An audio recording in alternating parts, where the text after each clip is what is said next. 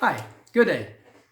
I am Frederik Engelbrecht, a retired lecturer, and I'm speaking to you from Windhoek, the capital city of Namibia, and Namibia is a neighbor of South Africa. You've heard probably of South Africa, if not of Namibia. Now, did you know there are 10 types of intelligences? Yes, intelligence is an ability that someone is demonstrating, and that ability is typically related to the body component, the psychology or the soul component of intellect, emotion, and will, and the spiritual dimension. So there are 10 types of intelligences. Okay, the one that you all know is the intellectual or academic intelligence. And that entails that we've got an ability to think logically, analytically, creatively, solve problems critically, and so on. If you've got an intelligence, and this is your dominating intelligence, then it means you are academically inclined and academically brilliant. Right. So that is true for all the other intelligences. If that is your dominating intelligence, one of the other 9 that I'm going to list, that means that's the one that you're operating in, and that's your strong gift and your strong point, and that's your dominating intelligence. So, second intelligence, a spatial intelligence. That entails or involves that you've got the ability to interpret spaces, even in your head, to interpret plans like construction plans and the spaces involved in the plan. Right. Third one is the linguistic intelligence, which is kind of obvious that that's a person who can speak quite a bit of languages, who is good in writing and good in speaking and so on. The fourth intelligence is our physical intelligence. Body component, physical intelligence.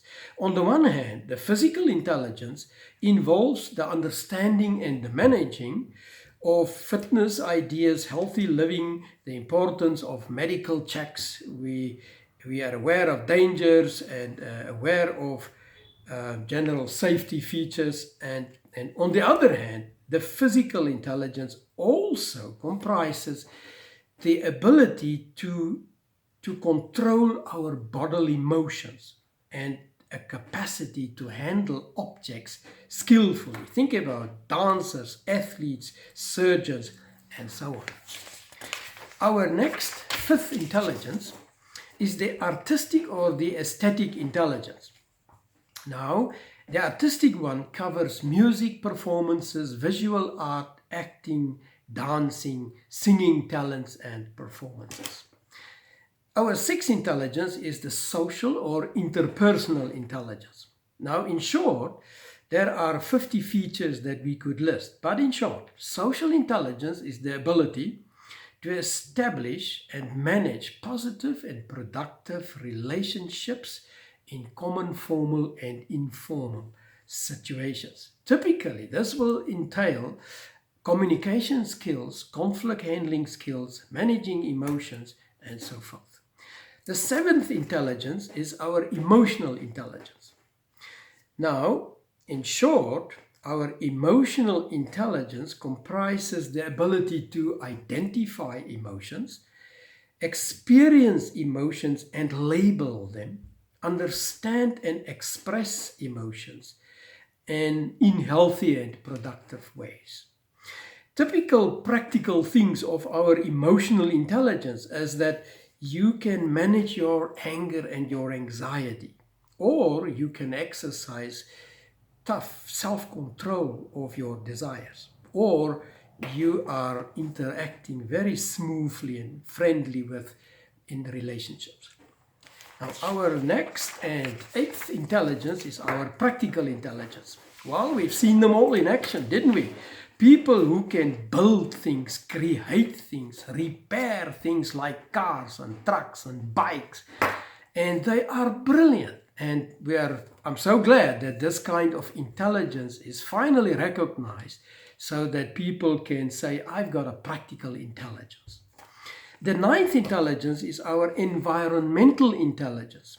Now that comprises an understanding of our interdependence with different environments, like the natural environment, home environment, cultural environments, and built environments. We manage and understand this in order to protect it, to use it sustainable, and to manage it effectively. So typically this kind of environmental intelligence are aware of the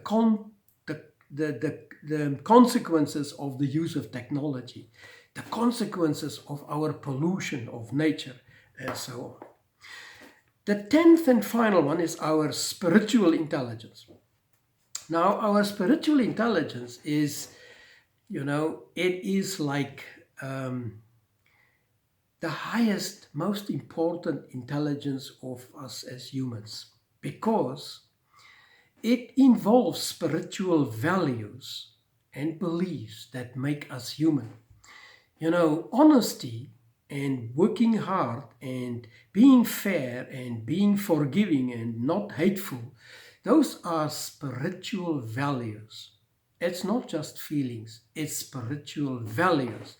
And that's why we can say spiritual intelligence is our highest intelligence, because people who ignore these spiritual values, if you steal and rape and murder, you are leaving the sphere of humanity and you enter the sphere of animals, because you live by unhuman values.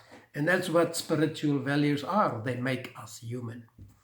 So, the spiritual intelligence accepts that there is a spiritual realm and that there is a supreme creator. Someone created us and everything in the world, in earth and above and beyond.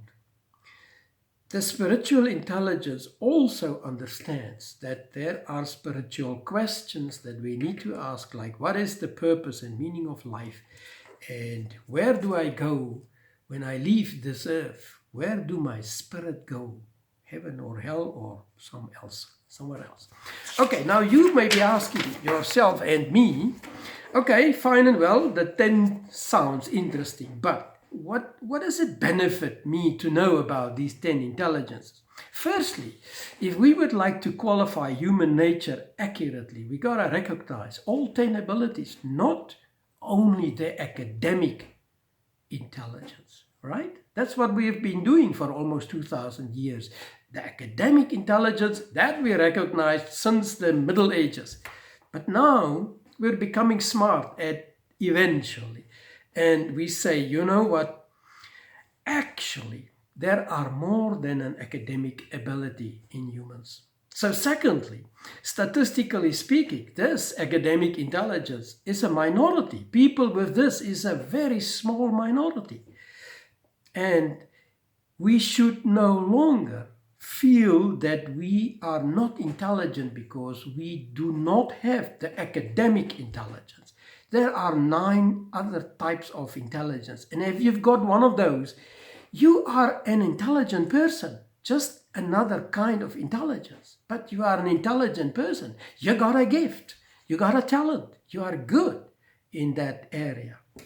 And finally, so you know now that your talent, your practical ability to do things, your artistic intelligence is a formal intelligence. And you should be happy now to discover that your gift is a